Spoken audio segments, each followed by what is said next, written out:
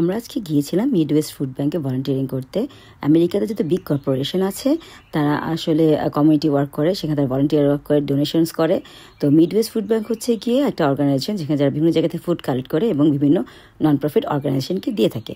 তো আজকে আমরা গিয়েছিলাম মিডওয়েস্ট ফুড ব্যাংকের ওয়্যার হাউসে, যেখানে আমরা বিভিন্ন নন প্রফিট অর্গানাইজেশন ট্রাক এসেছিল, ট্রেলার এসেছিল, গাড়ি এসেছিল, সেগুলোতে আমরা তাদের বিভিন্ন ধরনের ফুডগুলো আমরা আপলোড করে দিচ্ছিলাম, আমরা লোড করে দিচ্ছিলাম। তো এই যে আমার কোওয়ার্কাররা, আমরা গিয়েছিলাম টোটাল 5 জন কোওয়ার্কার ভলান্টিয়ারিং করতে। তো দেখতে পাচ্ছেন এখানে যে বিভিন্ন ধরনের বিভিন্ন বয়সের মানুষরা আসে। বিশেষ করে আমি খেয়াল করলাম অনেকেই বয়স্ক মানুষজন আছে যারা এখানে এসেছেন, যারা রিটায়ার্ড কিন্তু তারা টাইম স্পেন্ড করতে চান, তারা এসে তাদেরকে ট্রাকগুলো লোড করতে আনলোড করতে তারা হেল্প করেন। আমরা এখানে প্রত্যেক মাসেই আসি, বিশেষ করে আমাদের BDL2 অ্যামাজন BDL2 বিল্ডিংয়ের পক্ষ থেকে আমরা প্রত্যেক মাসেই প্রায় 5 জন করে আসার চেষ্টা করি এবং প্রত্যেক মাসে তাদেরকে আমরা হেল্প করে থাকি। তো এটা হচ্ছে তাদের ওয়্যার হাউস। আমাদের সঙ্গে থাকবে। Thank you.